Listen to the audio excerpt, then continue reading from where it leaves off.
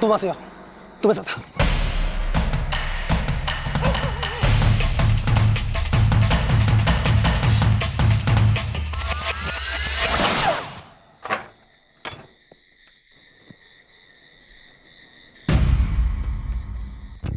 आपने किसी को यहां से भागते हुए देखा है?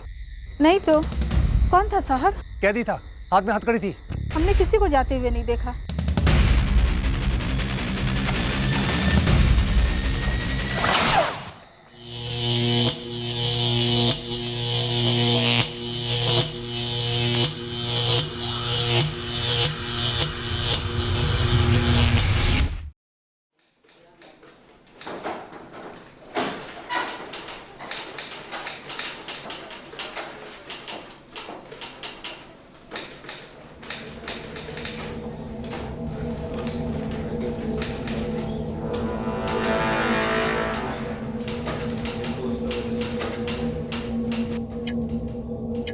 सर, ये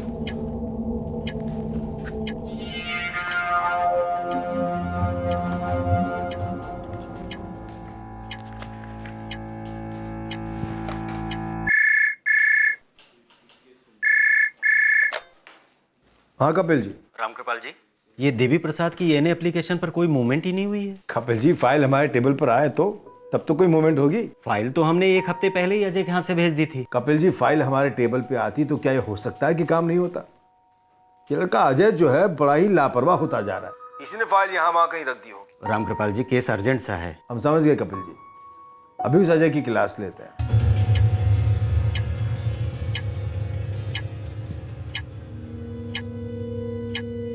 सर, ये कपिल सर फाइल भेजे आपके लिए। उनके कैबिन से हमारे कैबिन तक आने में एक हफ्ता लग गया तुम्हें? रामकृपाल सर पिछले हफ्ते ही रख कर गए थे यहाँ पे। हमारे टेबल पर तो नहीं थी। यहीं रखी थी। हाँ भाई, हम ही झूठ बोल रहे हैं। हम ऐसा तो नहीं कह रहे हैं सर। तुम्हारा काम कोई दिमाग वाला तो है नहीं, कम से कम दिल लगा के तो किया करो। ये फाइलें कोई तुम्हारे फिल्म की सस्ती डीवीडी नहीं कि कहीं भी फेंक। ये फाइलें हमारे सिस्टम की नसें हैं। एक भी खो गई, दब गई या कट फट गई तो पूरा सिस्टम ठप हो जाएगा। जी सर। हमारी बात को हल्के में न लो, आखिरी वार्निंग दे रहे हैं ये। अगली बार सस्पेंशन ऑर्डर थमा देंगे। जिंदगी स्टार्ट होने से पहले खराब ना करो, कह देते हैं हम। जाओ।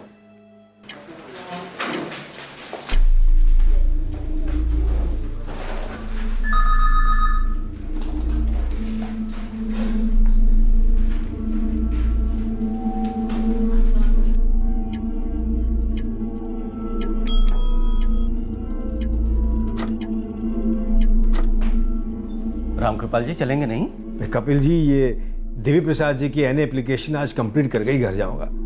आप चलिए, मैं ऑटो कर लूंगा। कल दोपहर तक भी मिल जाता तो चल जाता वैसे।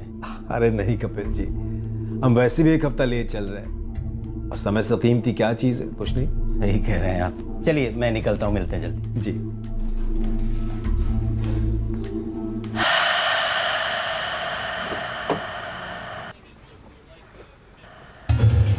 सर, हम भी निकलें? रामकृपाल जी बैठे हैं ना अभी?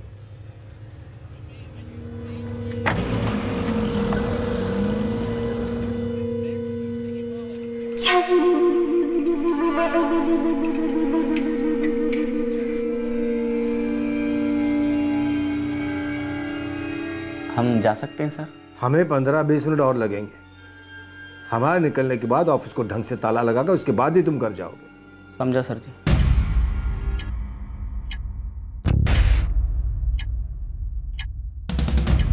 13 अक्टूबर को उस सरकारी दफ्तर में हुई हर घटना की तरफ हम बार बार लौटने वाले थे। इस मर्डर केस की इन्वेस्टिगेशन एक आंख मिचौली का खेल साबित हुई। लंबा चला। जी सर। ये फाइल कपिल जी के टेबल पे रख दो, सबसे ऊपर। टेबल पर मतलब किसी और के टेबल पर नहीं, कपिल जी के टेबल। जी सर।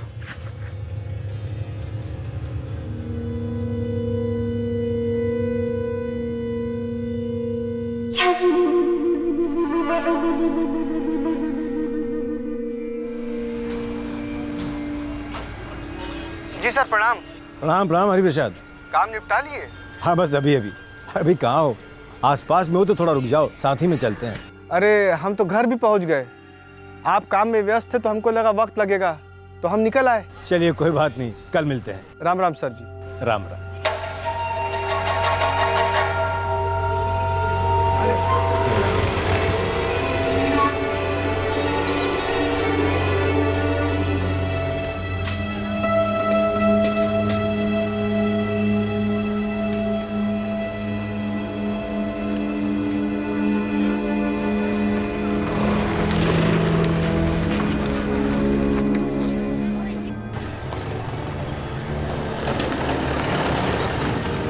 राम कृपाल जी, राम राम।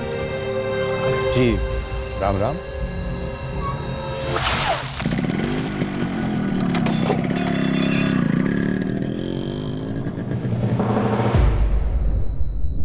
खून? मम्मी सिविल हॉस्पिटल ले गए हैं पापा को, हम अभी निकल रहे हैं। क्या क्या कह रहे तू? कुछ पता नहीं अभी हमको, अस्पताल जाकर देखते हैं। आप लोग भी पहुंचिए। क्या हुआ मम्मी? सुरेश के पापा को गोली मार दी किसी ने। क्या? ऐसे कैसे किसी ने गोली मार दी पिताजी को? पता नहीं, सिविल अस्पताल लेके गए। चल जल्दी चल। दर्शन वहाँ फोन करे पता। Yes doctor. सॉरी, हम पेशेंट को बचा नहीं पाए। इंटेस्टाइन्स पूरी तरह से रप्चर हुए थे, हेवी हैमरेज। सर, हम सुरेश चौबे, रामकृपाल चौबे के बेटे। कहाँ है हमारे पापा? हमारे पापा कहाँ है सर? सुरेश रामकृपाल जी अब नहीं रहे। साहब जी, हम अपना ठेला जमा रहे थे, अचानक हमारा चेहरे पे खून का छिट्टा आ गया। ये दो बाइक वाले जो थे, उनके चेहरे देखे थे तुमने? नहीं साहब जी, हम तो अपना मटका में तीखा पानी बना रहे थे, उधर तो नजरे नहीं गया। वो बाइक वाले उस तरफ से निकल गए और उस मोड़ से मुड़ गए। आपने उन दोनों को देखा? एक झलक के लिए दोनों दिख गए। हम हमारा दुकान बंद ही कर रहे थे तो देखा दोनों रामकृपाल जी के पास आए, कुछ बातें हुई, पर वो पता नहीं चला कि क्या बातें हुई। गोली की आवाज ही सुनी आपने? नहीं साहब जी, कोनो आवाज़ नहीं आया। साहब, रजिस्टर ऑफिस के बाहर के चाय वाले महेश को रोक के रखा है। हमने कुछ नहीं देखा मालिक, बस इतना सुनाई दिया कि रामकृपाल जी पे गोली चल गई। रामकृपाल चौबे जी को भी ऑफिस से निकलते हुए नहीं देखा तुमने? बिल्कुल देखा था मालिक, रामकृपाल जी तनिक लेट निकले थे, तब तक दफ्तर के सारे लोग जा चुके थे। अच्छा, ऐसा कोई जो ऑफिस के बाहर मंडरा रहा हो, उन पर नजर रख रहा हो और उनके ऑफिस से बाहर निकलते ही उनका पीछा किया हो, ऐसा कोई देखा तुमने? ऐसा किसी को नहीं देखे हम मालिक। सुरेश बोल काहे नहीं रहा है? ऑपरेशन हो गया ना? ठीक है ना तुम्हारे पापा? सुरेश कुछ बोलो ना, पापा ठीक है ना? बोल सुरेश। मम्मी, ब्लीडिंग बहुत हो गया था। डॉक्टर ने बहुत कोशिश की मम्मी,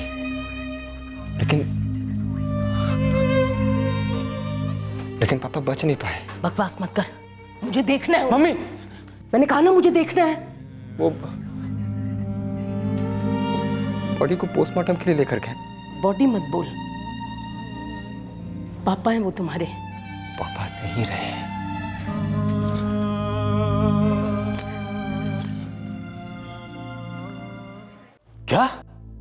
क्या बात कर रहे हो आरिफ? अभी हमको महेश चाय वाला का फोन आया, कह रहा है कि ऑफिस के बाहर गली में किसी ने चौबे जी को गोली मार दिया। हे भगवान, ये तो बहुत बड़ा बवाल हो जाएगा। जयंत कलेक्टर साहब जी। हाँ सुना मैंने। खेद है कि रामकृपाल चौबे जी बच नहीं पाए। रामकृपाल जी हमारे सबसे सीनियर भूमि निरीक्षक थे रजिस्ट्रार ऑफिस में, और 4 महीने में उनकी रिटायरमेंट भी थी। जी मैं जानता हूँ। इस केस को प्लीज टॉप प्रायोरिटी दीजिए, हो सकता है ऑर्गेनाइज माफिया कहाँ तो। आप निश्चिंत रहिए, हमारी इन्वेस्टिगेटिव टीम कातिलों को पकड़ कर रहेगी।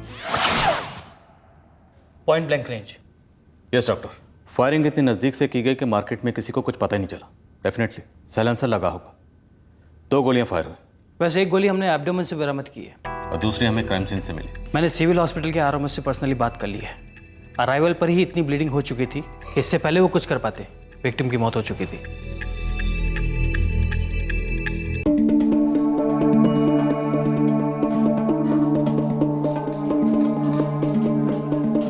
काफी ईमानदार आदमी माना जाता था ये रामकृपाल चौबे।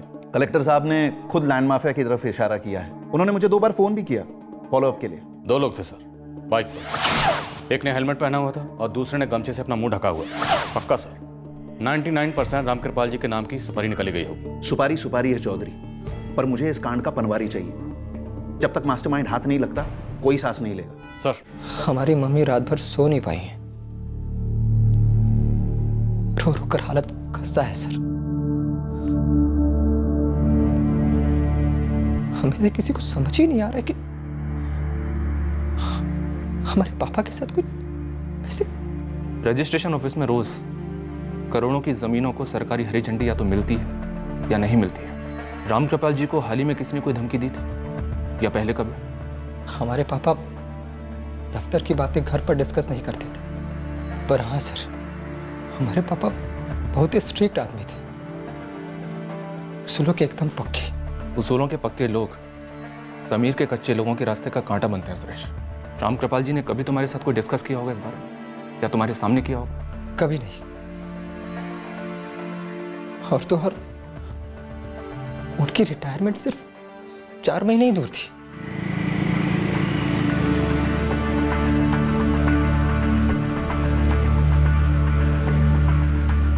माँ, आरती, आरती, ये सब कैसे हो गया? 35 साल जिस दफ्तर में तेरे पापा ने काम किया, नाम कमाया, उसी के सामने किसी ने उन्हें गोली मार दी। अनीता भाभी, सुरेश कहाँ है? Police station. कुछ पता चला कौन थे, क्या थे? अभी तक कुछ नहीं पता चला राकेश। तो राम कृपाल जी ऑफिस से बाहर निकले और तुमने पीछे से ऑफिस में ताला लगा दिया? जी जी मैडम।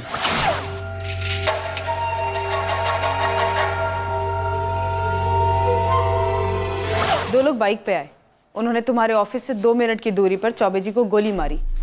उन लोगों को जाते हुए तो जरूर देखा होगा? नहीं देखा मैडम। ताला लगाने के बाद तुम कहाँ चले गए थे? मैडम, राम कृपाल सर निकले घर के लिए और बस पीछे पीछे मैं भी निकल गया। तो फायरिंग के वक्त तुम चौबे जी के पीछे थे? अरे नहीं मैडम, मैं तो अपोजिट साइड में रहता हूँ ना, और राम कृपाल सर दूसरी साइड। मुझे क्या मालूम था मैडम कि ऐसा वैसा कुछ होने वाला है। बाइक पे 2 लोग थे, गोलियां चली, आपने कुछ भी नहीं सुना, कुछ भी नहीं देखा? सर जी, कल रात को भी हम दूसरे साहब को बता चुके हैं कि एक जो था हेलमेट के पीछे छुपा था और दूसरा गमछे के पीछे। बाइक का नंबर देख पाया? सब कुछ इतनी जल्दबाजी में हुआ, कुछ देख नहीं पाए। देखिए, राम कृपाल जी बहुत भले आदमी थे, आप लोगों ने बरसों से जानते थे। हमें पूरी उम्मीद है कि उनके हत्यारों को पकड़वाने में आप हमारी मदद जरूर करेंगे। सर जी, हम बता चुके हैं कि हमारी नज़र बस ऐसे ही घूमी थी, तो हमने देखा बाइक जो है राम कृपाल जी के काफ़ी पास आकर रुकी। सर, सारा मार्केट एक आवाज़ में बात कर रहा है। किसी ने ना मोटरसाइकिल का मॉडल नोटिस किया ना नंबर। सभी यही कह रहे हैं कि एक ने हेलमेट पहन रखा था और एक ने गमछा बांध रखा था। सुजीत, ये जो मार्केट जहाँ खत्म होती है वहाँ आगे चलकर राइट में मेन बाजार, तो वहाँ किसी ज्वेलरी शॉप में या किसी दूसरी दुकान में सीसीटीवी कैमरा जरूर लगा हो। छान मारो, सीसीटीवी फुटेज निकलवाओ। अगर हमारे पापा ऊपरी कमाई ले रहे होते तो हम सेल्समैन की नौकरी तो नहीं कर रहे होते। घर हो या दफ्तर, हमारे पापा का एक ही मंत्र था, छुप कर कुछ करना हो तो करना ही नहीं चाहिए। पर किसी ने उन पर छुपकर वार जरूर किया सुरेश। दिमाग पे थोड़ा जोर दो, याद करने की कोशिश करो, अपनी मम्मी से बात करो, वो कोई टेंशन में रहे होंगे। बिना वक्त के कोई फोन आया हो, कोई मिलने आया हो, कोई तू मैं, कुछ भी, जैसे ही तुम्हें याद आए हमें तुरंत बताना। तुम्हारे पापा की बॉडी हम आज शाम तक तुम्हें हैंडओवर कर देंगे। हाँ, तो आप कह रहे थे? जी मैडम, मैं ये कह रहा था कि आप सही कह रही थी। चौबे जी का उस दिन शाम को फ़ोन आया ज़रूर था मुझे। उन पर गोली लगने के ठीक 3 मिनट पहले उन्होंने आखिरी कॉल आपको की थी। जी मैडम, कल वो लेट तक बैठे थे किसी फाइल को लेकर। फिर वो कपिल बाबू के साथ रोज की तरह उनकी गाड़ी में बैठकर नहीं गए। फिर उन्होंने मुझे फ़ोन किया कि अगर तुम आसपास हो तो रुक जाओ, साथ में चलते हैं। लेकिन मैडम, तब तक तो मैं अपने घर पहुंच गया था। फिर रात को जब पता चला तो बहुत सदमा लगा सुनकर जो भी उनके साथ हुआ। डिपार्टमेंट के बहुत ही भले और ईमानदार बाबू थे वो। उनकी ईमानदारी किसके रास्ते का कांटा बन रही थी? जी, उनकी मौत से सबसे ज्यादा फायदा किसे होता हरि प्रसाद? अब मैं ये कैसे कह सकता हूँ मैडम? मतलब इत्तेफाक ही समझिए इंस्पेक्टर। इत्तेफाक हो तो सकता है कपिल जी, पर यह इत्तेफाक काफी खतरनाक था। कल शाम को आप वो फाइल राम कृपाल जी के पास भेजते हैं और कल शाम को आप दफ्तर से जल्दी घर चले जाते हैं, और कल शाम को राम कृपाल जी दफ्तर से घर जाने वाले आखिरी कर्मचारी होते हैं, और आपके दफ्तर से 2 मिनट की दूरी पर उन्हें 2 गोलियां मारकर उनकी हत्या कर दी जाती। सुनते ही होश उड़ गए हमारे इंस्पेक्टर। राम कृपाल चौबे हमारे डिपार्टमेंट में सबसे सीनियर कर्मचारी थे। कपिल जी, वो सिर्फ सीनियर कर्मचारी नहीं थे, बल्कि सबसे महत्वपूर्ण विभाग संभालते थे। सारे जिले के लैंड सर्वे, जमीन के झगड़े, जमीन के अप्रूवल्स, इन सभी मसलों की फाइल्स राम कृपाल जी के अप्रूवल के बिना आगे नहीं बढ़ती थी। जी हाँ। आरिफ, राम कृपाल जी जितनी भी जमीन की तकरारों वाली फाइलें हैंडल कर रहे थे वो सारी की सारी मुझे चाहिए। निकलवा देते हैं मैडम। नहीं, पुरानी, छोटी, बड़ी, सारी की सारी निकलवा देते हैं मैडम जी। और ऐसी कोई चीज जो आप जानते हो जिससे राम कृपाल जी की जान को खतरा हुआ हो? अलग से तो कुछ नहीं जानते मैडम, लेकिन सारी की सारी फाइल आपके सामने रख देते हैं। बाइक, हेलमेट, गमछा और पॉइंट ब्लैंक से फायर, इन सारे लक्षणों से सुपारी वाला मामला ही लगता है मालिक। इस रामकृपाल चौबे की ईमानदारी से किसी न किसी चूना लगाने वाले का मुंह जरूर जला होगा, इसलिए सुपारी निकली होगी। ये जला हुआ मुंह मुझे चाहिए गोविंद। कपिल जी, पुलिस को जो भी कोऑपरेशन चाहिए उससे दोगुना दीजिए। हर एक फाइल, हर एक जानकारी। जी सर, अभी अभी पुलिस की टीम निकली है यहाँ से। इंस्पेक्टर से मेरी बात भी हुई है फ़ोन पे, उनके लिए फाइलें निकलवा रहे हैं। फाइलों से परे जाइए कपिल जी। रामकृपाल जी हमारे सच्चाई की मिसाल थे। बिल्कुल राजा हरिश्चंद्र ही समझिए सर। करेक्ट, लेकिन अब हर कोई नहीं होता ना राजा हरिश्चंद्र की औलाद। उनकी सच्चाई ने किसी न किसी झूठे के झूठ को घायल जरूर किया है। सही कह रहे हैं आप सर। खुद से पता कीजिए, वो घायल फाइलों के पन्नों के बीच कहीं छुपा है या दफ्तर की दीवारों के बीच।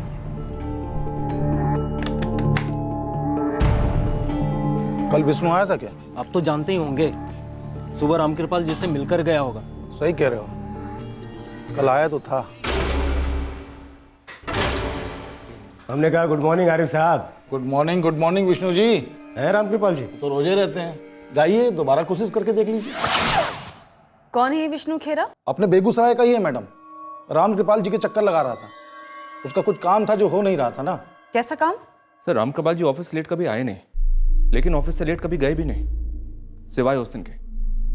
वैसे रोज ऑफिस से निकलते वक्त घर जाते समय सब रजिस्ट्रार बड़े बाबू कपिल अग्रवाल उनको लिफ्ट दिया करते थे। उस दिन कपिल अग्रवाल ने रामकृपाल जी को एक फाइल दी, वो भी काफी लेट, जिसे पूरा करते करते रामकृपाल जी ऑफिस में लेट हो गए और अकेले ही घर के लिए निकले और शूटर्स को मौका मिल गया। क्या ये फाइल उन्हें जानबूझकर लेट दी गई थी ताकि शूटर्स को मौका मिले, या ये महज इत्तेफाक हो सकता है? सर, अगर रामकृपाल जी ऑफिस से लेट नहीं निकलते तो शायद ये शूट आउट होता ही नहीं। शूटर्स इतना बड़ा चांस क्यों लेंगे सर इत्तेफाक का वेट करने का? सर एक नाम सामने आया, कोई विष्णु खेरा है जिसका काम ये रामकृपाल जी नहीं कर रहे थे। विष्णु खेड़ा, उठाओ इसे, ये हमारा पहला सस्पेक्ट है। हमारा खाता तो खुले, रजिस्टर ऑफिस के हर कर्मचारी का फोन रिकॉर्ड्स निकलवा, स्कैन करो रामकृपाल जी का भी। सर, ये कोई अचानक से किया गया मर्डर नहीं है, बिना किसी अंदर वाले की मदद के इस मर्डर का होना नामुमकिन था। ये विष्णु खेरा वाला एंगल हमारा फर्स्ट लाइन ऑफ इन्वेस्टिगेशन बना। ऑफ कोर्स आगे चलकर और कई एंगल उभरे, पर एक बात तो तय है कि ये केस करप्शन से जुड़ा हुआ है। विक्टिम एक ईमानदार आदमी था जो एक ऐसे डिपार्टमेंट में इंपॉर्टेंट पोस्ट पर था जहां करप्शन के चांसेस काफी हाई होते हैं। पर रामकृपाल चौबे 4 महीने में रिटायर होने वाला था। एक ईमानदार आदमी जो 4 महीने में हट रहा था, उसे रास्ते से क्यों हटाया गया? कुछ चुभ रहा है। ये बात हमें भी चुभी और आगे चलकर और गहराई तक चुभी। कत्ल के दिन उस दफ्तर में जो भी हुआ वो किसी भी सूरत में डेली रूटीन तो थी नहीं, और रामकृपाल चौबे का दफ्तर से अकेले निकलना और देर से निकलना कोई इत्तेफाक तो था नहीं।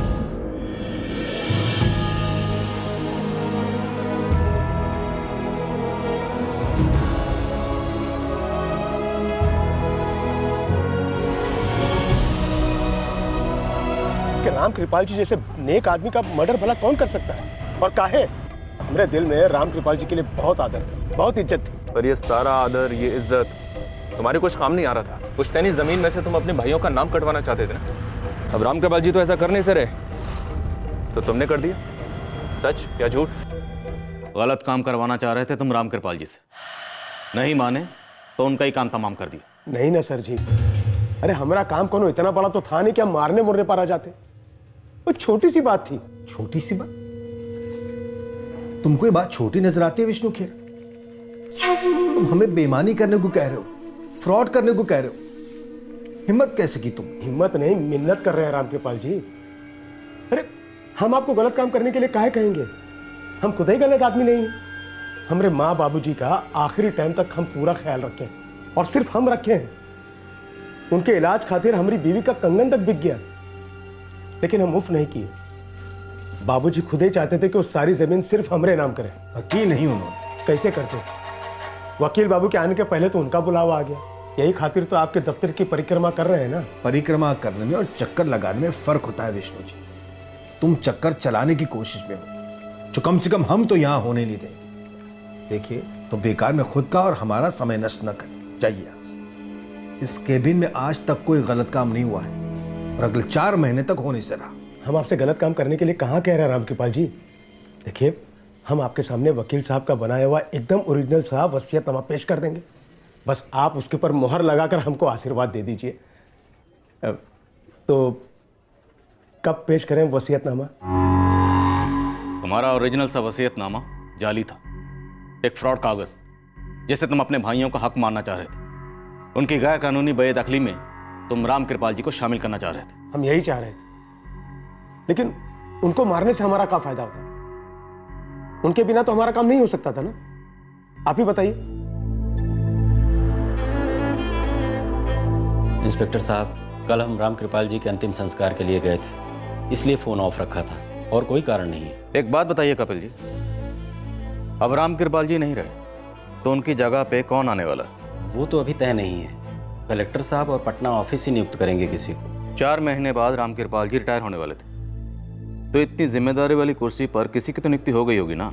नहीं हुई थी इंस्पेक्टर, और अगर हुई भी होगी तो हमें खबर नहीं, क्योंकि ऐसे फैसले हेड ऑफिस से सीधे लिए जाते हैं। वैसे आप लोगों को कुछ मिला है क्या? मिलने जैसा क्या है कपिल जी? तुम्हें कुछ मिलना चाहिए था। नहीं, वो हम ऐसे ही पूछ रहे थे। हाँ, हम 2 दिन के बाद ड्यूटी ज्वाइन कर रहे हैं। हमारे ससुर जी के बारे में पढ़े होंगे आप? हाँ, राम कृपाल चौबे हमारे फादर हैं। चाय। मम्मी, मम्मी, थोड़ा चाय पी लो।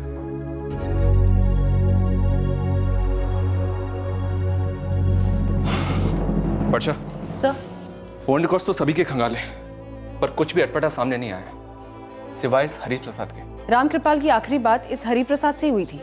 पर ये साला झूठ बोल रहा है। कैसे सर? इस साले का फोन रिकॉर्ड्स बता रहा है कि उस कॉल के दौरान ये घर पर नहीं था। नहीं पहुंचा था? सरायपुर में था। अरे हम तो घर भी पहुंच गए, आप काम में व्यस्त थे तो हमको लगा वक्त लगेगा। मतलब सर हमारे साथ कोई गेम खेल रहा है? शायद। अब ये गेम क्या है और हर टीम में कितने खिलाड़ी हैं, बस ये नहीं पता। जिंदगी में ऐसा भी काहे का सिद्धांत? अब राम कृपाल जी को इतना भी अड़ियल नहीं होना चाहिए था। क्या मिला उनको उनके सिद्धांतों से? अभय चौहान। क्यों? वही होगा ना? अरे भाई, हमको जैसे ही पता चला कि राम कृपाल जी पर फायर हुआ है तो हमारा सबसे पहला डाउट उस अभय चौहान पर ही गया। कलेक्टर साहब, 1-2 सस्पेक्ट्स आ गए हमारे लिस्ट में। इन्वेस्टिगेटिव टीम फुल टाइम इसी केस पे लगी हुई है। एसपी साहब, 1 हफ्ता होने आया है, लेकिन किलर्स के बारे में आपकी टीम अभी तक एक सिंगल क्लू भी प्रेजेंट नहीं कर पाई है। सर, हम हर एंगल को टटोल रहे हैं। बहुत जल्द हम किलर्स और उनके मास्टरमाइंड तक पहुंच जाएंगे। मेरा एश्योरेंस है सर, आप भरोसा रखें। भरोसा तो है एसपी साहब, लेकिन प्रोसीजर सिर्फ आप और हम समझते हैं, नेता और जनता सिर्फ भावनाएं समझती है। बता दो, अगर अभय चौहान पर शक हो रहा है तो बस हो रहा है, उसी का किया धरा हो सकता है।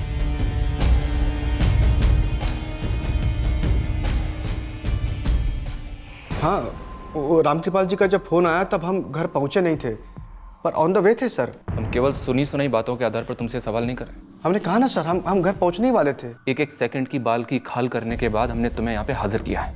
8:34 को तुम अपने घर पे पहुंचे, तब तक राम कृपाल जी पे हमला हो चुका था। उन्हें अस्पताल ले जाया गया था, पर तब तक वो दम तोड़ चुके थे। तुम्हारे फोन रिकॉर्ड्स ने तुम्हारे साथ धोखा किया हरि प्रसाद। अब तुम हमें ये बताओ, राम कृपाल जी के साथ धोखा किसने किया और क्यों?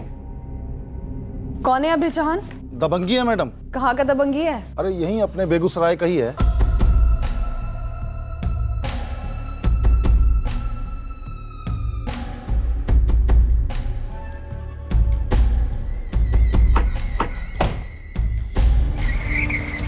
उसी के एक जमीन का मैटर राम कृपाल जी के पास आया था। बाकी का डिटेल आपको विनय गौर बताएगा मैडम। इस विनय गौर का नंबर दीजिए। पर हम एप्लीकेशन कैसे डाल सकते हैं? जब हम बोल दिए डाल दो मतलब डाल दो, इतना सोच विचार करने का जरूरत नहीं है, ठीक है? बाकी सब हम देख लेंगे। हाँ साहब, ये सच है कि उस वक्त हम घर से काफी दूर थे जब राम कृपाल जी का फोन आया। हरि प्रसाद, वो दोनों बाइक सवार कौन थे और उन दोनों को सुपारी किसने दी थी वो बताओ। ये सब आप क्या पूछ रहे हैं साहब? हमको इस सब के बारे में कुछ भी नहीं मालूम है। कुछ तो मालूम है तुम्हें, और जिस दिन हत्या हुई थी उस दिन भी तुम्हें कुछ ना कुछ तो जरूर मालूम था। बिल्कुल भी नहीं सर जी, हमें इतना मालूम था कि राम कृपाल जी लेट तक बैठने वाले हैं फाइल के साथ, और हमें ये भी मालूम था कि अगर वो लेट तक बैठेंगे तो हमको साथ में चलने के लिए कहेंगे शेयर ऑटो में। इसलिए जैसे ही अजय कैबिन के अंदर गया हम तुरंत वहां से निकल लिए। तुम साथ कैसे जाते? क्योंकि साथ में जाने का प्लान तो था ही नहीं। अगर तुम साथ में जाते तो तुम भी ठुक जाते। माफ कीजिएगा सर जी, बट आपका कैलकुलेशन एकदम गलत जा रहा है। हम वहां से इसलिए खिसक लिए क्योंकि हमको लगी थी तलब नशा करने की। अरे यार, राम कृपाल जी को भी अभी फोन करना था। जी सर प्रणाम। अगर हम राम कृपाल जी से कहते कि हम आधे रास्ते पर हैं तो वो कहते कि ऑटो घुमा कर वापस आ जाओ, साथ चलते हैं। अब तुम बात को घुमा रहे हो, सीधे सीधे बताओ ना यार। सर सीधा सा हिसाब ये है कि हमको करना था नशा, इसलिए हमने झूठ बोल दिया कि हम घर पहुंच गए हैं। कोई और दिन होता तो हम साथ चले भी जाते, लेकिन उस दिन हमारा दिमाग फ्राई हो चुका था काम और घर के टेंशन से। और साहब ऐसे वक्त में सिर्फ आदमी को नशा चाहिए होता है, ये ईमानदारी और नेकी का लेक्चर नहीं। नेकी और ईमानदारी बहुत खटकती है ना तुम्हें। साहब आप भी हमारी तरह सरकारी नौकर हैं, थ्योरी और प्रैक्टिकल का भेद समझते होंगे। इस वक्त मैं सिर्फ तुम्हारी बात कर रहा हूँ। हम राम कृपाल जी जैसे बिल्कुल नहीं, और होना भी नहीं चाहते। अरे ऐसा भी क्या नेकी कि आप अपने बच्चा लोग का सिफारिश नहीं कर सकते हैं? ईमानदारी के चक्कर में आप लोगों को चक्कर कटवाना ना तो समझदारी है और ना ही इंसानियत। भाई अगर आपके थोड़ा सा एडजस्टमेंट से किसी का काम हो रहा है तो इसमें हर्ज क्या है? राम कृपाल जी की वजह से ऑफिस में कई लोगों का बुरा होता था ना। मैंने सुना है कि वो ना तो खुद खाते थे और ना ही किसी को खाने देते थे। आप एकदम ठीक सुने साहब, खाना पीना एक अलग बात है, दुश्मनियां किसे मोल लेनी है? अभय चौहान के सामने आप झंडा गाड़ कर खड़े हो जाते हैं, मतलब क्या सोचा है कि डिपार्टमेंट का सब लोग जो है फौजी की तरह आपकी रक्षा करेगा? साहब एक बात मैं आपसे कह देता हूँ, वो ईमानदार थे, भले थे, वो सब अपनी जगह है, हमारे हिसाब से बहुत बड़े मूर्ख भी थे। दुनिया बदलने चले थे, दुनिया छोड़ चले। बस साहब इससे आगे हमको कुछ भी नहीं पता है, और हम थे मामूली कलर का आदमी। हमको पता था मैडम, एक दिन ये अभय चौहान अपना असली रंग दिखाए। पता था तो किस दिन का इंतजार कर रहे थे हमें बताने के लिए? कोई स्पेशल इनविटेशन चाहिए था क्या? अरे मैडम हमें लगा आप खुद ही पहुंच जाएंगे अभय चौहान तक। एक नंबर का गुंडा है वो, ससुरा हमारी जमीन भी हड़पने की कोशिश कर रहा था वो।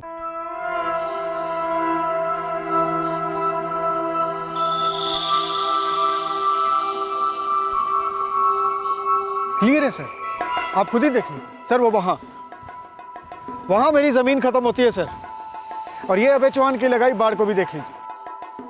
सर ये अभय चौहान लगभग 50 मीटर अंदर घुसकर कब्जा कर लिया हमारी जमीन पर, और लौटाने से भी साफ इनकार कर रहा है। तुम बात की अभय चौहान? सर एक नहीं 10 बार बात की है सर। ये अभय चौहान जब से बाढ़ खड़ा किया है ना, हमारा नींद उड़ गया समझो। अरे अपने मोबाइल से इस फेंसिंग की फोटो ले लो और वीडियो भी ले लो। कल सुबह 11 बजे अभय चौहान को दफ्तर बुलवा लेते हैं, देख तो उसका क्या कहना है। सर वो कहने और सुनने वालों में से नहीं है, वो तो हमका जान का भी धमकी दे दिया है।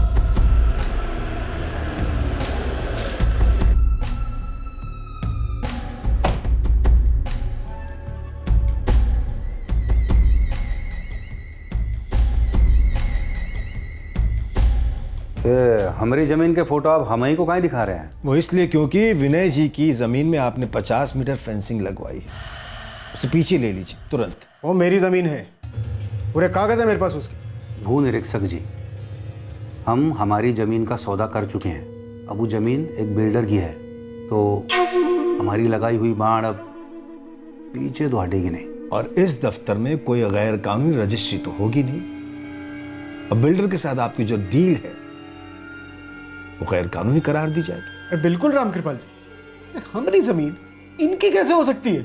इज्जत से मांगी थी,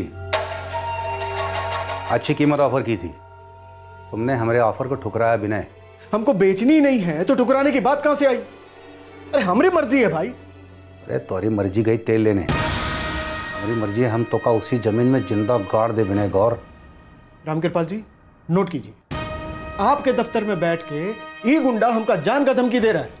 विनय जी, अभय जी, आप लोग एक मिनट हमारी बात शांति से सुनो। देखिए अभय जी, मैंने विनय जी के सारे कागजात देखे हैं। वो 50 मीटर जमीन इनकी है जिस पर आपने गैर कानूनी कब्जा किया हुआ है।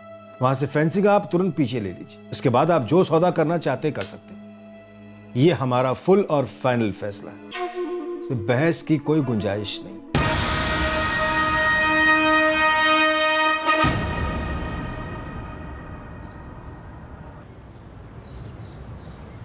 रामकृपाल जी,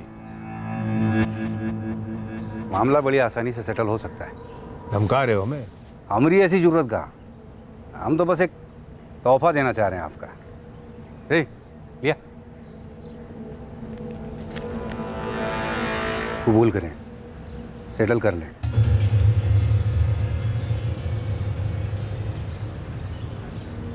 अभय चौहान जी, हमें घूस ऑफर करने से पहले कम से कम एक बार इस महेश चाय वाले से पूछ तो लेते कि हम किस टाइप के आदमी हैं। हर टाइप के आदमी की एक कीमत होती है सर। ये रकम इतनी बड़ी है कि आपको तो क्या, कलेक्टर साहब को भी कभी ऑफर नहीं हुई होगी। ले लीजिए, ले लीजिए। रिटायरमेंट के बाद पूरी दुनिया की सैर कराइए, बिजनेस क्लास। पूरी रिटायरमेंट बैठ के ऐश कीजिए, फर्स्ट क्लास। गलती तुम्हारी नहीं है चौहान, कई ऑफिसेज में ऐसे लोग हैं जिनके माथे पर लिखा हुआ होता कि हम बिकाऊ हैं, बस कीमत सही होनी चाहिए। ई कम लगे तो और ले लीजिए, और बस हमारी डील ना रोको सर। मुझे रिश्वत ऑफर करने के चार्ज में मैं तुम्हें जेल भिजवा सकता हूँ, पर इस वक्त मुझ में वो पहले जैसा जोश नहीं रहा। हाँ, होश जो का त्यों है, इसलिए ये पैसे वापस लो और वो फेंसिंग भी वापस लो, तब जाके मामला निपटेगा, और कोई तरीका है ही नहीं।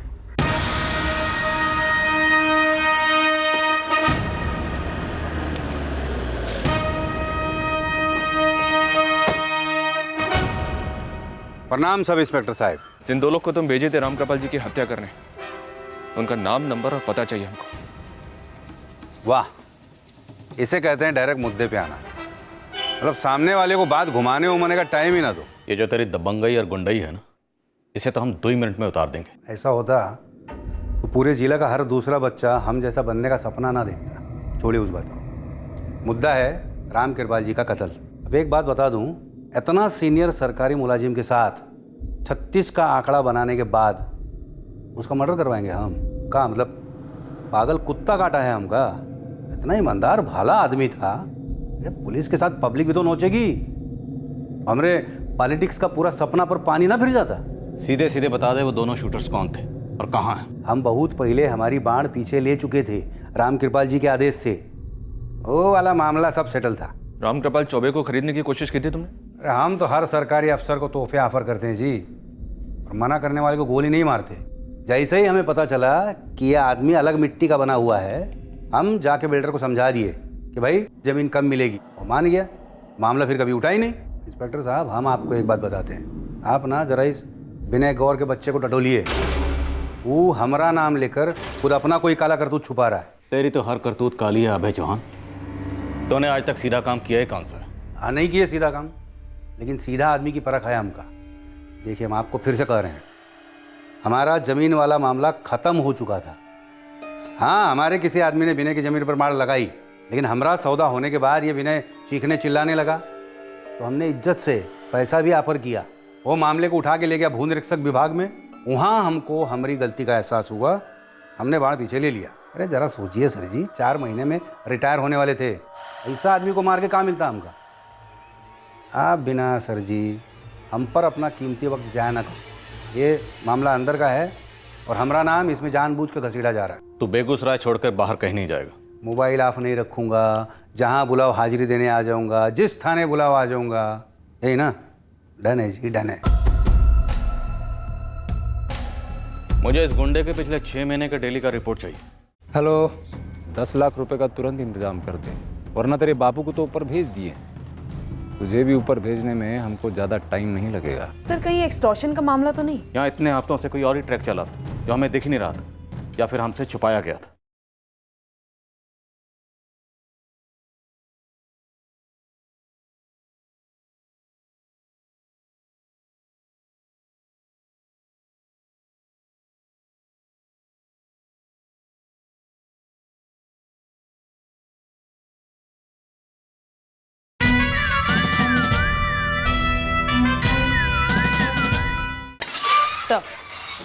सर, इस विशु खेड़ा और उस हरि प्रसाद दोनों के एंगल से कुछ भी सामने नहीं आ रहा है। दोनों के फोन रिकॉर्ड स्कैन्ड है और दोनों इस वक्त सर्विलेंस पर हैं। सर, मुझे ऐसा लग रहा है कि हम इस अभय चौहान वाले मोर्चे से खाली हाथ ही लौटेंगे। हमारे हाथ तो पिछले कई दिनों से खाली। वैसे हमारे सामने बहुत कुछ है, लेकिन ठोस कुछ भी नहीं, ना कोई सुराग, ना कोई सबूत, जिससे हमें इस कत्ल की साजिश का पता चले, उसके मोटिव का पता चले। जब तक हमारे सामने कोई ठोस सुराग या सबूत नहीं आता, तब तक हमारे हाथ खाली ही रहेंगे। एसपी साहब, 13 अक्टूबर को रामकृपाल चौबे का मर्डर हुआ, दिन दहाड़े भरे बाजार, और आज 15 नवंबर है, और आप अभी भी ये कह रहे हैं कि आपकी इन्वेस्टिगेटिव टीम के हाथ में एक भी ब्रेक थ्रू नहीं लगा। मिथिलेश जी, बेगूसराय का एक भी हिस्ट्री शीटर नहीं है जिसे हमने स्कैन नहीं किया हो। आउट ऑफ डिस्ट्रिक्ट चेकिंग भी चल रही है। यही सब बातें आप मुझे 2 हफ्ते पहले भी बोल चुके हैं, लेकिन फैक्ट ये है कि आपके हाथ में है एक बिग जीरो। सीरियसली बताइए एसपी साहब, क्या आप चाहते हैं इस केस के लिए मैं CBCID के लिए पिटीशन फाइल करूं या डायरेक्टली CBI इंक्वायरी रखूं? आप प्लीज हमें थोड़ा सा और समय दीजिए। रामकृपाल चौबे के हत्यारे जेल में होंगे, आई प्रॉमिस। सिर्फ 1 हफ्ता और, उसके ऊपर एक भी दिन नहीं। कलेक्टर साहब, केस ट्रांसफर करने की अर्जी देने की बात कर रहे हैं, क्या कहूं? नो सर, सर केस पेचीदा है, टाइम तो लगेगा ही। हमारे पास अगर एक भी ठोस हेडवे होता ना, तो मैं डंके की चोट पे और टाइम मांगता चौधरी। हेडवे होगा सर, जरूर होगा। हमारे पास 1 हफ्ता है, सिर्फ 7 दिन। मास्टरमाइंड, मोटिव, इस सब को फिलहाल साइड में रखते हैं, फोकस करते हैं उन 2 बाइक सवार शूटर्स पर। वो शाम को फिर से स्टडी करते हैं सर, तब ये साफ दिखेगा कि ये सारा बिल्टअप सिर्फ इसे कत्ल के लिए किया गया है। लेकिन राहुल, फिर भी हम ये साबित नहीं कर सकते कि कत्ल के दिन ऑफिस की रूटीन को जानबूझ के तोड़ा गया था, और ना ही हमारे पास ऐसा कोई सबूत है जिससे हम ये साबित कर पाएं कि रामकृपाल जी को कपिल अग्रवाल के साथ घर जाने से रोका गया था, लास्ट मिनट पे फाइल भेजकर। सर, मैंने रामकृपाल की करंट फाइल में से हर फाइल को 2-2 बार खंगाला। इस विष्णु खेरा और अभय चौहान के अलावा और कोई लाल झंडी नजर नहीं आती। मतलब जो फाइलें हमें दी गई उनमें से कुछ नहीं मिला? किसी भी फाइल में। क्या कहा तुमने? जो फाइलें हमें दी गई, तो क्या हमें सारी फाइलें दी गई या कुछ चुनिंदा फाइलें दी गई? क्योंकि ये विष्णु खेरा और अभय चौहान ये हमें किसी फाइल से नहीं मिले, और इन दोनों की अनबन हमारे सामने लाई गई। तो क्या ये दोनों लीड्स थे या मिसलीड, ताकि हम गोल गोल घूमते रहें और गुमराह होते रहें और असली कातिल को बचने का मौका मिले?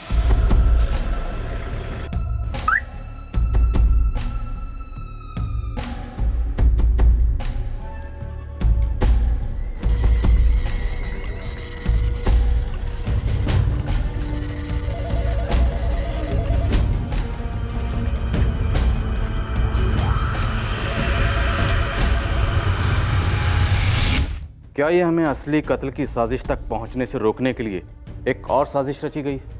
मतलब सर, ये सारे एंगल्स हमारी तरफ धकेले गए ताकि हम गोल गोल चक्कर काटते रहें और हमारे हाथ कुछ भी ना लगे। इसकी पॉसिबिलिटीज हाई हैं सर, क्योंकि हम इतने दिनों से लगे हुए हैं लेकिन हमारे सामने एक छोटा सा भी लीड नहीं आया है।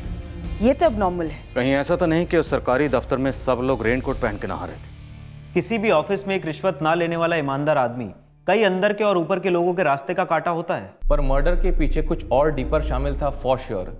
4 महीने में रिटायर होने वाले आदमी को कोई ऐसे ही क्यों गोली मार डालेगा? इन सारे सवालों के जवाब कत्ल के दिन उस ऑफिस की रूटीन टूटने में छुपे हुए थे, और साथ ही रामकृपाल चौबे का 4 महीने में रिटायर होने की हकीकत इस केस का सबसे अहम मुद्दा बना बैठा था। और हम कुछ असली मुद्दे मिस कर रहे थे। शायद इरादा भी यही था कि हम इन असली मुद्दों से भटक कर इन भटकाए गए मुद्दों पर अपना वक्त जाया करते रहें और असली मुद्दा दबा रहे। हम पर दबाव था, सॉलिड दबाव। सॉलिड मतलब सॉलिड दबाव। और फिर एक ब्रेक थ्रू मिला, एक ऐसी घटना घटी जिसने इस केस को सर के बल उलट दिया। हेलो हेलो, अरे कौन बोल रहा है भाई? तेरे बापू ने पैसा देने से इनकार कर दिया था। देखे कहाँ भेज दिए उसे। कौन हो तुम? अक्लमंद को इशारा काफी होता है सुरेश चौबे। देख 10 लाख रुपए का तुरंत इंतजाम कर दे, वरना तेरे बापू को तो ऊपर भेज दिए। तुझे भी ऊपर भेजने में हमको ज़्यादा टाइम नहीं लगेगा। अबे ओ, हिम्मत है तो अपना नाम बता। जब तेरा नामो निशान ही नहीं रहेगा तो हमारा नाम जान के का उखाड़ लेगा बे? टाइम पास बहुत हो गया, जल्दी से 10 लाख रुपये इकट्ठा कर ले, वरना तेरे नाम के आगे स्वर्गीय लगने में ज़्यादा देर नहीं लगेगा। Hello hello hello. कब की बात है गोविंद? सर एकदम एग्जैक्ट डेट तो पता नहीं है, लेकिन हाँ पिछले 1 हफ्ते से रामकृपाल जी की पत्नी यहाँ वहाँ से नकद का इंतजाम कर रही हैं। अब नोटबंदी भी चल रही है, बहुत मुश्किल हो रही है उन्हें। अजीब है सर, सुरेश चौबे सरस्वती चौबे ने हमें क्यों नहीं बताया इस धमकी के बारे में? सर कहीं एक्सटॉर्शन का मामला तो नहीं? फर्ज करें अगर किसी एक्सटॉर्शन गैंग के हाथ फंस भी गया तो भी देने के लिए पैसे तो होने चाहिए ना। अब उसकी फैमिली को टारगेट किया जा रहा है, पर वो भी पैसे कहाँ से लाएंगे? सरस्वती चौबे रामकृपाल जी की विधवा रजिस्ट्रार ऑफिस गई थी कपिल जी से मिलने। सुरेश चौबे को हाजिर करो और उसकी माँ सरस्वती चौबे से भी बात करो। यहाँ इतने हफ्तों से कोई और ही ट्रैक चला था जो हमें दिख नहीं रहा था या फिर हमसे छुपाया गया था।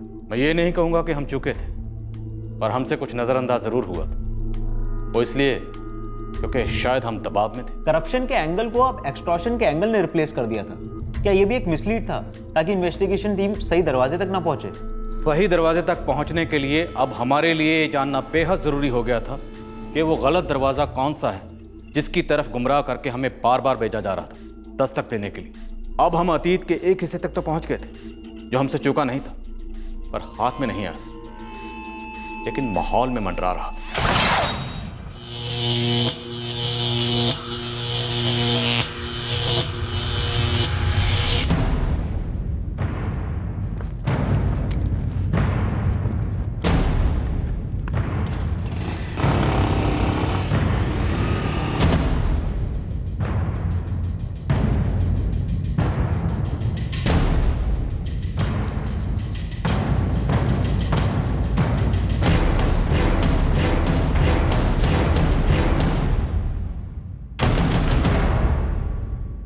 क्या जो नजर आ रहा था वही हकीकत थी या फिर इस कत्ल के पीछे कोई और ही कहानी छिपी थी? भू विभाग के एक बेहद ईमानदार भूमि निरीक्षक रामकृपाल चौबे की रिटायरमेंट के 4 महीने पहले उनका मर्डर कर दिया गया। उसके पूरे 1 महीने के बाद उनके बेटे को एक धमकी भरा फोन आया था।